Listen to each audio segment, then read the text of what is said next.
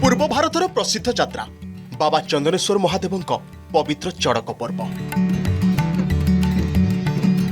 ଏହି पर्वर पंचम अर्घ्य शेष ହୋଇଛି। एथिपाई लक्षाधिक भक्तों समागम होइतिला। ट्रस्ट बोर्ड सूचना अनुसार पंचम अर्घ्य पर्यंत 50,000 रु अधिक भक्त उपवीत धारण करिसेंति। शनिवार तृतीय अर्घ्य एही संख्या लक्षाधिक अतिक्रम करियो बोली आकलन करा जायछि। संध्या बेले गुच्छिदा तेघरी गाँवर पाटभक्त हरिश्चंद्र साहू बासभवन ऐसी मंडप बेकड़ा कार्यक्रम होता। परे बाबा आज्ञामाल पाई अर्घ्यदान करा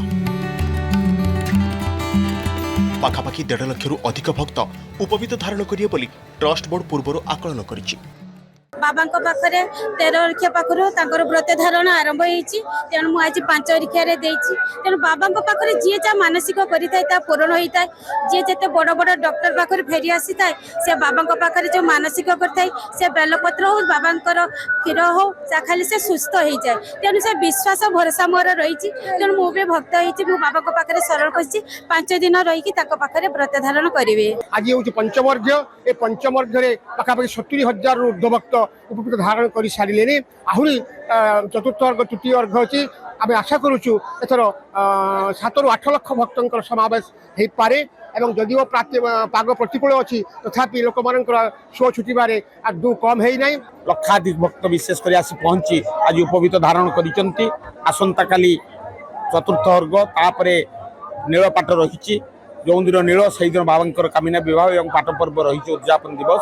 तेणु ठीक भाव में बर्तमान सुधा चली बाबा कृपारू बाबा प्रार्थना करवा पादपद्म आम आमर भक्ति को उजाड़ी देवा और समस्त भक्त भल भाव में रुहतु समस्त भलरे भलरे जा।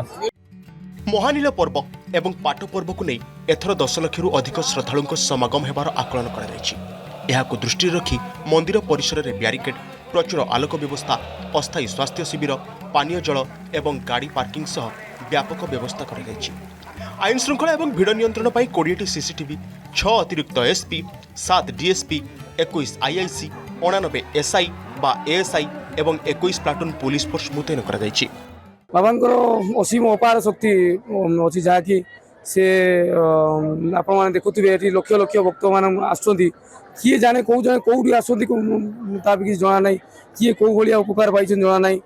बाबांकर मानने अशस्त्र महिमा अजस्र महिमा तेणुक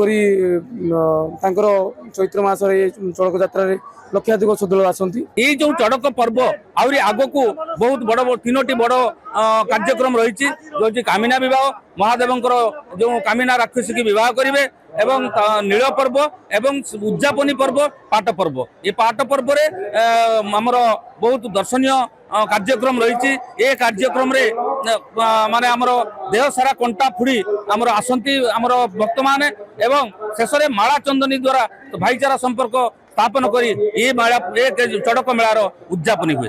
भक्त मान संख्या यथेष्ट बढ़ी से आमर संपूर्ण भाव में पुलिस प्रशासन सजग अच्छी। आम बर्तमान 21 प्लाटून अधिका फोर्स विनियोग करछु। ता सहित सीनियर ऑफिसर माने डायरेक्टली सुपरवाइज कर 5 जन एडिशनल एसपी 7 जन डीएसपी 21 जन इंस्पेक्टर एवं अन्य ऑफिसर्स माने अच्छा पाखापाखि 100 पाखापाखि ऑफिसर डिप्लॉयड अच्छा जो माने कि क्राउड कंट्रोल रेगुलेशन रे प्रत्यक्ष भाव में चलित वर्ष चड़क पर्व शांति श्रृंखला समाप्त करने प्रशासन पक्षर व्यापक व्यवस्था होइछि। मोगराईरू प्रदीप कुमार महांती की रिपोर्ट, अर्गस न्यूज।